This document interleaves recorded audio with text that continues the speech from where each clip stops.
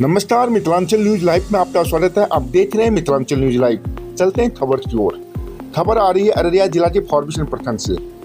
सामाजिक कार्यकर्ता रहमत अली ने बुधवार को प्रेस कॉन्फ्रेंस कर जिला अधिकारी एवं एसपी को फार्मेशन में चल रहे अवैध श्री साईं नर्सिंग होम अस्पताल को सील करने पर धन्यवाद दिया है। सामाजिक कार्यकर्ता रहमत अली ने कहा, डॉक्टर चौपाल के अवैध नर्सिंग होम को सील करना काफी नहीं है। दोनों भाइयों को पुलिस जल्द गिरफ्तार करे और उन्हें जेल भेजने का काम करे।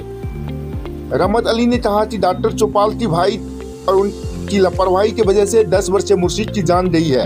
इस लापरवाही के विरोध करने पर उल्टे ही चौपाल ने मृतक के परिजनों पर SC/ST धाराओं में मुकदमा दर्ज करने या धमकाने का काम किया है। रहमत अली ने कहा कि बीते मंगलवार को जिला समाहरणालय अररिया में मृतक मुर्शीद के परिजनों को फर्जी मुकदमा एवं अवैध नर्सिंग होम की जांच तथा डॉक्टर चौपाल की गिरफ्तारी के लिए धरना दिया था। आज कार्रवाई देखने लगा है।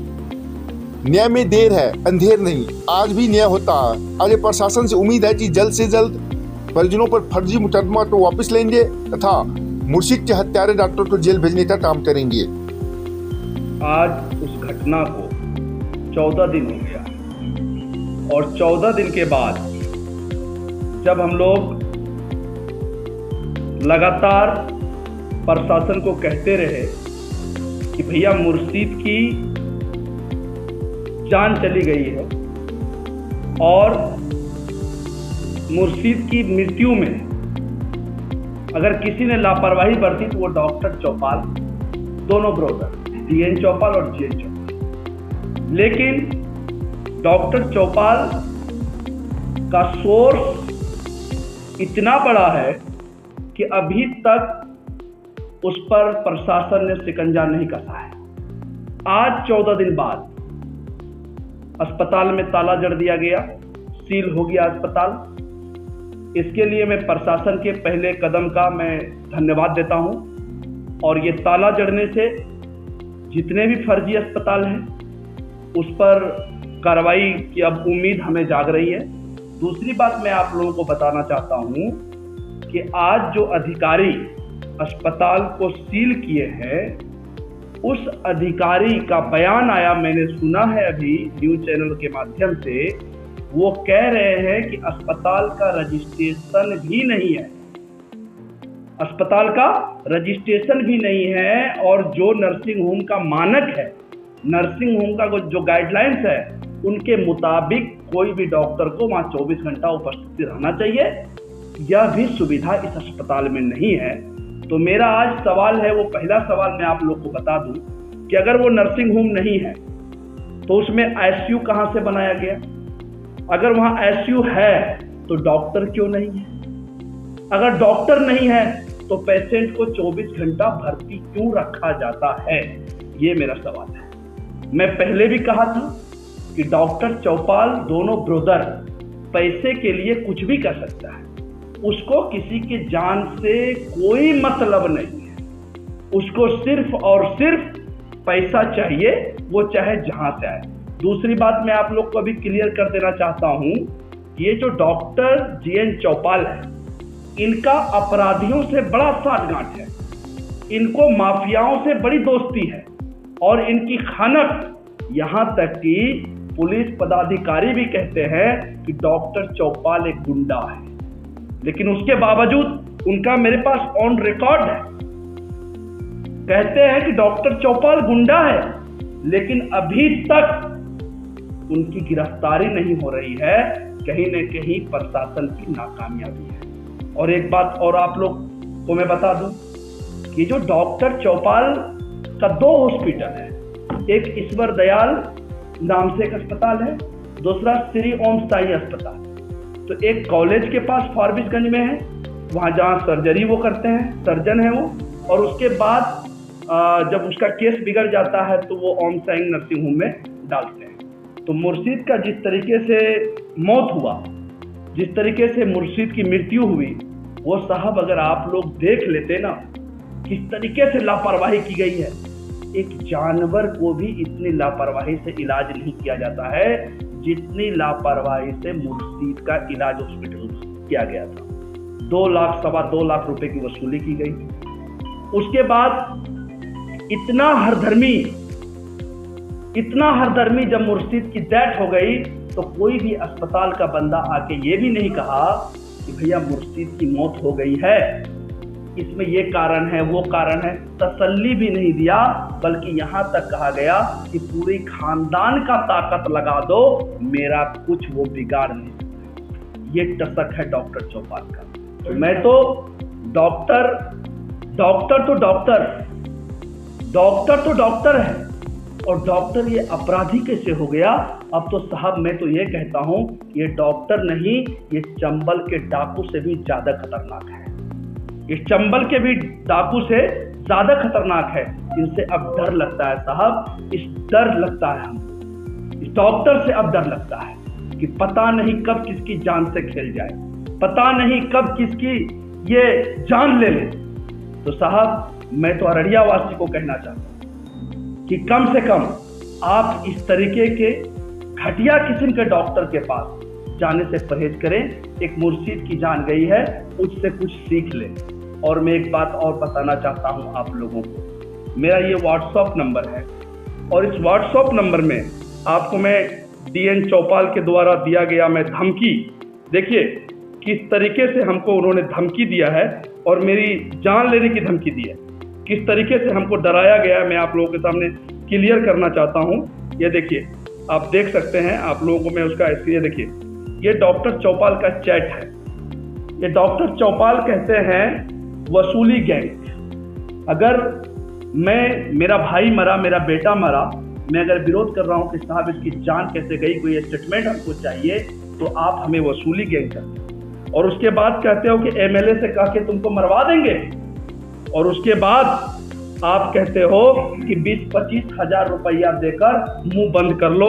ये एविडेंस देखिए लिखा हुआ है जी, बिल्कुल देखिए किस तरीके उसको जेल में डाल दिया। उसके बाद मैं आपको बता देना चाहता हूँ कि आज जो अररिया की DM साहिबा ने जो कार्रवाई की है, निश्चित तौर पर इंसाफ की उम्मीद अब हम लोगों को जाग गई है, और हमको लगता है कि अब इंसाफ मिलेगा, क्योंकि आज उस अस्पताल को सील कर हमें कहीं न कहीं उम्मीद जागी है। जिलाधिकारी महोदय को क्या करना है? जिला अधिकारी महोदय को बहुत बहुत धन्यवाद। जिला अधिकारी महोदय का मैं शुक्रगुजार हूँ कि जिला अधिकारी महोदय ने आज गरीबों में ये उम्मीद जगा दी है कि अभी भी इंसाफ बाकी है। उन्होंने उम्मीद जगा दी है। साहब पत्ता पत्ता जख्म है, दर्द डाली डाली है, और पूरा अररिया पुकार रहा है कौन हमारा माली है। अगर इस कठिन परिस्थिति में DM साहिबा अगर खड़ी हुई है हम लोगों के साथ, तो निश्चित तौर पर बहुत अच्छा काम उन्होंने किया है। इंसाफ की लड़ाई में कई लोगों पर प्राथमिकी, इसमें लगभग 150 लोगों पर प्राथमिकी दर्ज है। इंसाफ की लड़ाई लड़ रहा हूँ, 150 लोगों पर प्राथमिकी दर्ज की गई है। डॉक्टर पर एक FIR हुआ है, एक FIR डॉक्टर पर हुआ है।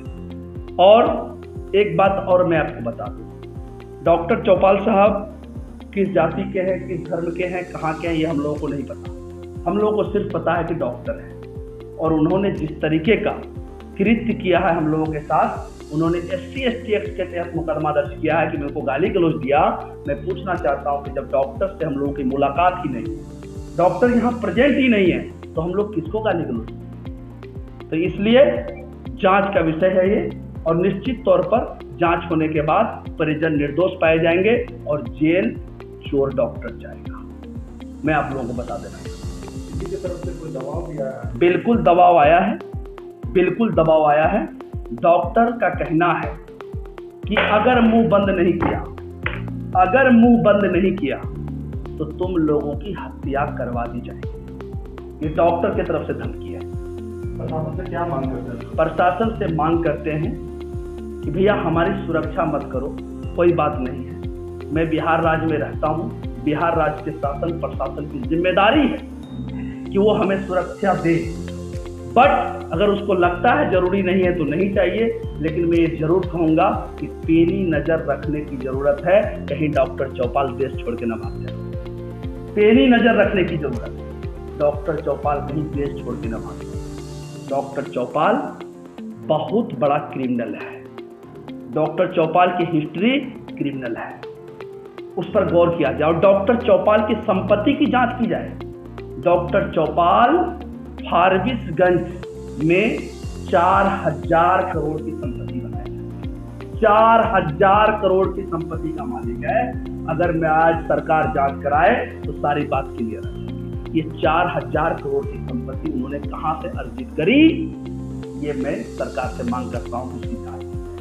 4000 करोड़ का मालिक है डॉक्टर चौपाल, दोनों लोग।